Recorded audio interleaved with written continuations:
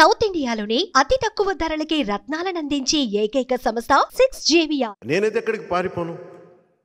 నిన్న రాత్రి కూడా నేను పనిచేసే స్టాఫ్ కింద పోలీసులు వచ్చి, ఇక్కడ మనం కొంచెం రెంట్కి తీసుకుంటే బిల్డింగ్లో పోలీసులు వచ్చి మన దగ్గర పనిచేసే స్టాఫ్ని భయపెట్టే స్థాయికి వెళ్ళిపోతా ఉన్నారు. జగన్ ప్రభుత్వానికి ఒకటే చెప్తున్నాను, జగన్ ఇది 2009 కాదు, జగన్ ఇది 2024 మర్చిపోయి. మీకు చెప్తున్నాను, ముఖ్యంగా మీరందరూ రాయలసీమ ప్రాంతం నుంచి వచ్చారు కాబట్టి చెప్తున్నా, నేను ప్రాణాలకు తెగించే వచ్చాను రాజకీయాల్లోకి. నేను భయపడ్డా. నేను రౌడీజంకి, గుండాలకి, దాష్టీకాలు చేసే వాళ్ళకి నేను భయపడే వ్యక్తిని కాదు. కాకపోతే మూర్ఖంగా వెళ్ళిపోయి, ఏ వ్యూహం లేకుండా వెళ్ళిపోయి ప్రాణాలు అర్పించుకున్న అజ్ఞానిని కూడా కాదు. మూర్ఖంగా వెళ్ళిపోయి, మొండి పట్టుతో వెళ్ళిపోయి గొడవ పెట్టుకోవడం కాదు, వ్యూహంతో గొడవ పెట్టుకోవాలి. మీరు కలిసికట్టుగా గొడవ పెట్టుకోవాలి, సమిష్టిగా గొడవ పెట్టుకోవాలి.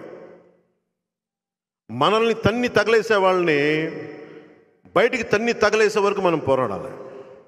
మన దగ్గరికి వచ్చి చెప్పొద్దు, ఈయన ఎమ్మెల్యే, వైసీపీ ఎమ్మెల్యే. నిజంగా వైసీపీ ప్రజాస్వామ్యబద్ధమైన పార్టీ అయితే, పార్టీ కోసం నిలబడ్డ వ్యక్తి, నువ్వు ఎంత ఎమ్మెల్యే అవ్వు, ఆ కర్నూలు చెందిన ఎమ్మెల్యేను ఎమ్మెల్సీ ఆయన కూడా చెప్తా ఉన్నారు, నీకు పూర్తిగా నువ్వు ఎమ్మెల్యే అవ్వు, నీకు బ్లూ లైట్ కారు ఇస్తాం, నీకు ఒక గన్మెన్ ఇస్తాం, కొన్ని సంతకాలు పెట్టడానికి అవకాశం ఇస్తామేమో, కానీ ప్రాక్సీ ఎమ్మెల్యే మావాడే ఉంటాడు, వాళ్ళ గుంపే ఉంటుంది.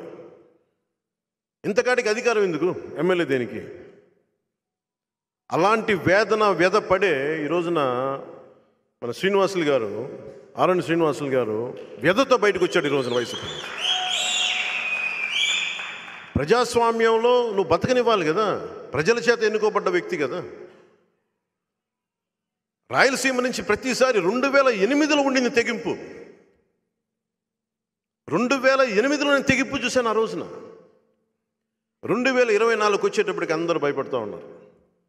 ఆ భయం అనే ఇనప తెరల్ని పగలగొట్టుకొని ఈ రోజున శ్రీనివాసులు గారు వచ్చారు. మనం గనుక ఈ రోజున గనుక మనం రాయలసీమని ఈ గుంపు నుంచి, జగన్ గుంపు నుంచి కనుక మనం రక్షించుకోకపోతే మన బిడ్డల్ని ఎవరు కాపాడలేరు. నిజంగా చెప్తున్నాను, ఇది చప్పట్లు కొట్టుకోవడానికో లేదు, నాకేం సరదా కాదు. పొద్దున్న లేస్తే చాలామంది సన్నాసుల చేత మాట అనిపించుకోవడం నాకు ఇష్టం లేదు. అవన్నీ నాకు సినిమాల్లో కూర్చుంటే నన్ను ఎవడు అండ అసలు. కానీ ఇవన్నీ దాటి నేను ఎందుకు వచ్చానంటే, ఒక సుగాలి ప్రీతి తల్లి ఏడుపు కనిపిస్తుంది నాకు. అలాగే మన చిత్తూరుకు వస్తే ఒక అకారణంగా మన కొట్టేసాయి చంప మీద పడిన దెబ్బ నాకు కనిపిస్తుంది. ఈరోజు కనిపించింది, అంతకు కనిపించిన దెబ్బలు ఎన్నో. ఉదాహరణకి నేను మొన్న కొట్టేసాయిని చూడటానికి ఎయిర్పోర్ట్లో దిగ్గానే ఒక కుర్రోడు, ఒక యువకుడు వచ్చి నా దగ్గరికి ఇంత పేపర్స్ విసిరేశాడు. అన్న చూడన్నా, విసిరేస్తే దాని లోపల చూస్తే ఎఫ్ఐఆర్ ఉంది. అన్న నేను ఎఫ్ఐఆర్ దేనికంటే ఏం లేదన్నా, రేషన్ రాలేదని చెప్పి నేను వెళ్ళి సెక్రటేరియట్లోనూ విలేజ్ వాలంటీర్స్ను అడిగితే వాళ్ళందరూ వచ్చి నా ఇల్లు కాల్ చేశారు నా రాత్రి. నేను ఏం చేయాలో తెలియక చూస్తే ఎఫ్ఐఆర్లో ఉంది, అందరి పేర్లు ఉన్నాయి.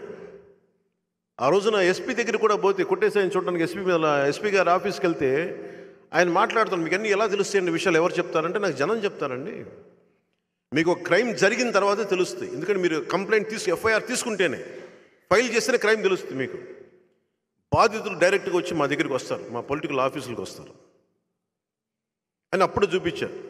ఎలా తెలిసింది అంటారు కదా, ఇప్పుడు నేను ఎయిర్పోర్ట్లో దిగ్గానే ఇట్లా మీ ఎఫ్ఐఆర్ ఉంది, తెలుసా మీకు సంగతి, మీరు ఎస్పీ కదా, మీకు కుప్పంలోనే ఎక్కడో జరిగిన ఊళ్ళో చిన్నపాటి గ్రామంలో జరిగిన ఇన్సిడెంట్ మీకు తెలుసా, ఇది